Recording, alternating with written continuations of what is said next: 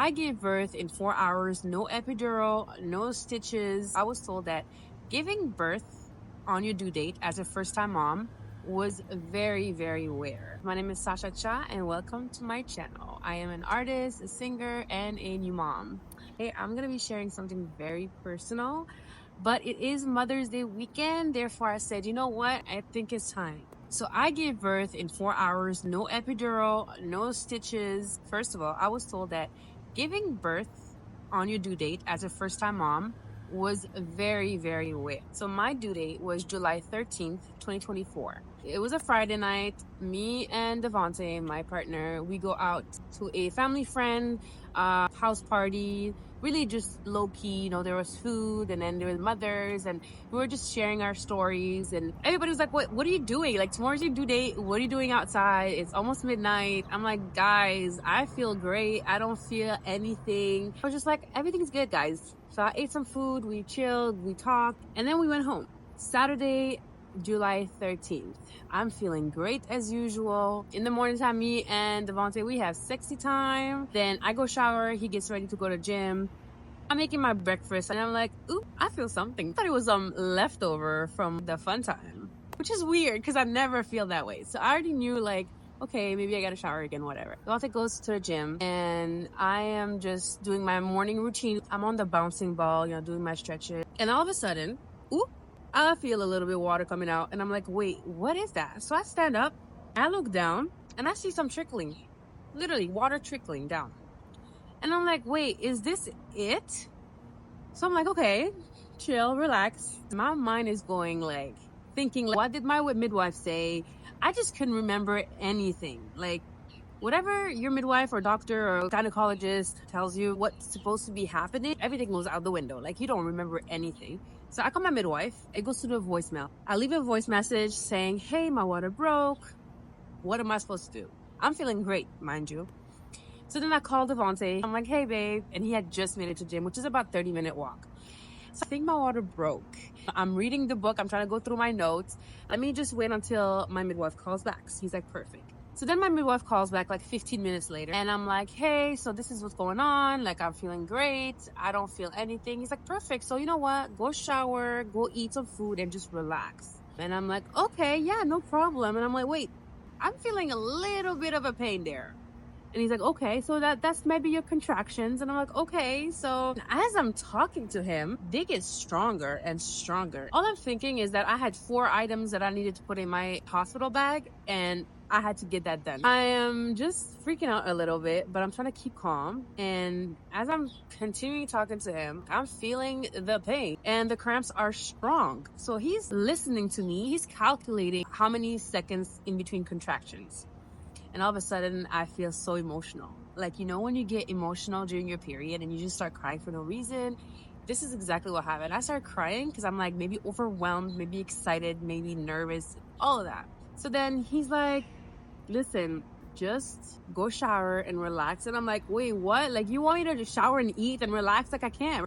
As I'm talking to him, he's noticing that my contractions, they're like getting closer and closer. All of this happened within 30 minutes. So then he's like, okay, this is what we're gonna do. You're gonna meet me at the hospital at 1:30 p.m. It is right now 12:30. I'm like, okay, I can do that. I hang up the phone and I call Devontae, and I'm crying at this point. I'm like, babe, I need you to come home right now. Like, right now. And he's like, okay, like, what's going on? I'm like, I can't do this. I'm crying. He's like, okay, don't worry. Like, I'm in the shower and I'm pouring water over my body just to make it better. The whole time, I just felt like this pressure down my pelvis where I felt like I needed to take a shit. I don't know how he did it, but he came home within 15 minutes. He ran. He told me he ran and get this, get that, put it in the bag. I'll go get the car and you get dressed and then we'll go. He helps me. I'm walking down to the car and I can barely walk. I get into the car and we just go. And it is traffic everywhere. Thankfully, Devontae knows how to drive and knows the ins and outs of the city. Safely, we got there. It was 1:30. I meet with the midwife, and at that point, guys, I cannot walk. The cramps are cramping. Everything just feels so painful. I've never felt this type of pain in my life. So I'm like, damn, like if this is the pain, oh my God, what's gonna happen during labor? So I'm trying not to think about that. Devontae goes and does the registration, and I'm escorted to my room. We're gonna check your cervix and see how far along you're dilated. But for now, I'm just laying down and I'm just going through the pain. I had a designated person aside from Devontae, which was my sister, and I had given her my birth list. I can't think of the name right now, but all the things that I wanted and did not want.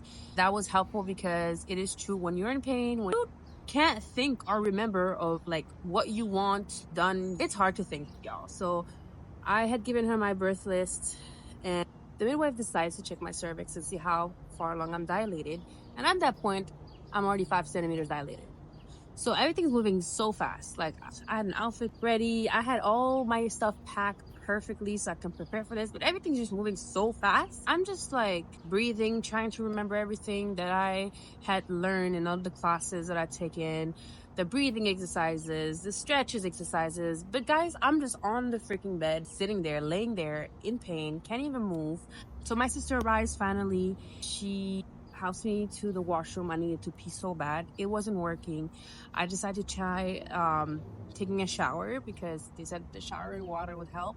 It was so cold. I was like, what is going on? Like, there was no hot water. So not only I was soaked, but I was cold. And so she finally gets the outfit that I had. I put it on and I'm freezing and I'm shaking. So I go back to the bed, and then Devontae comes back. He brings me some food. I think he brought me a smoothie, and then I cannot even chew, guys. Don't even try to put anything in my mouth, but like they were saying it would help, just eat.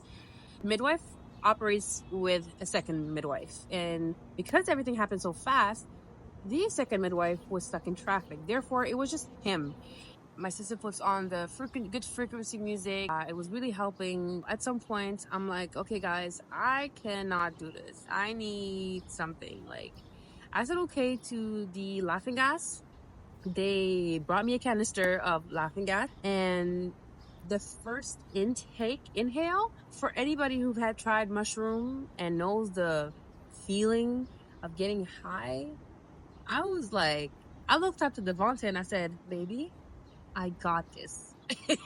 It was a moment of like, I don't know, serenity that I felt. And he's like, yeah, you got it. And he was just so supportive. It was so sweet. He was holding my hand. He was like putting like cold compresses on my forehead because I was getting hot and cold, hot and cold. Contractions were not stopping, guys. It was just ongoing. It was like 1 minute on, 1 minute off. I think that's what it was. But the 1 minute that was off, the laughing gas felt really, really helpful. It felt like I could take a break and I can really just enjoy. And they brought me another canister. I ran through that first one like there was tomorrow. It's now 3 o'clock. I'm just feeling my body wanting to eject the baby. So I look up to Devontae and I'm like, babe, I think she's coming. She's coming. She is coming. Like, I just felt her coming. I just knew that this was going to happen anytime soon. Because at that point, I'm like 9 centimeters dilated. I remember the thought in my head going to like, can I time out and like, can we continue this tomorrow? Like, that was a thought that came in my head. I'm like, no, I gotta leave with a baby out of my belly. Like, this is it. This is happening right now. And I'm like, how am I gonna do this? Like, I was freaking out. That's like going on a ride, very top of the ride, and you know it's coming down. And you're like, oh my gosh, the only way you're getting out of this is going through it. I had to go through with it. It's 4:30, and it was no like, okay, now push. Like, it wasn't like what I expected. The midwife told me, stop pushing. Like, I am not pushing. The contractions were literally contracting my belly for the baby to come out. I asked my sister, go call the nurse, because the second midwife was not there still. She calls my sister goes and run and gets the nurse, and they're like, we see the head. And I'm like, oh my God, this is happening. I just remember being so much in pain.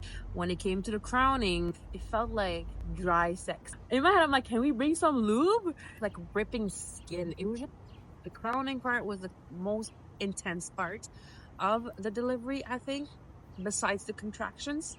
Body does 1, 2, 3 contractions, and baby came out. The body came out like nothing. She cried the most cutest like cry. They put her right onto my chest. She came out clean, no vernix, no nothing. I was like, this girl, was ready on her due date, and she was clean, no vernix.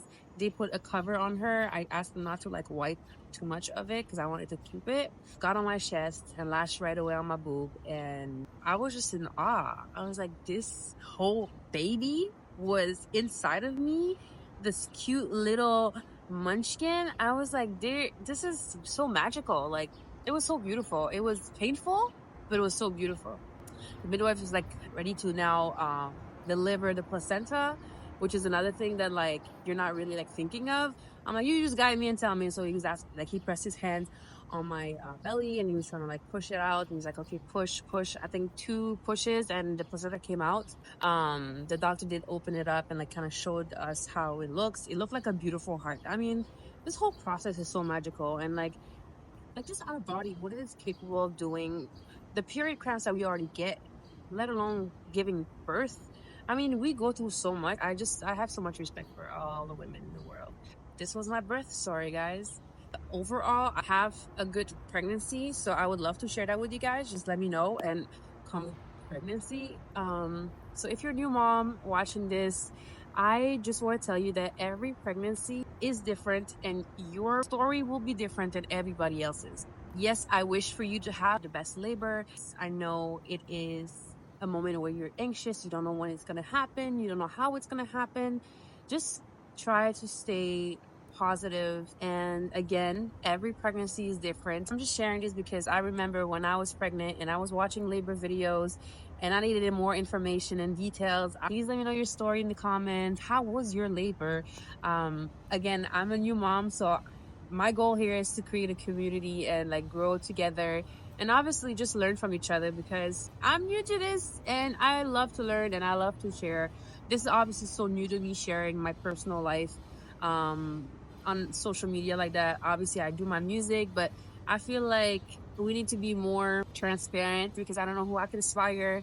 I don't know who I can help throughout this process. So subscribe, share, like, comment, and let's grow and glow together, baby.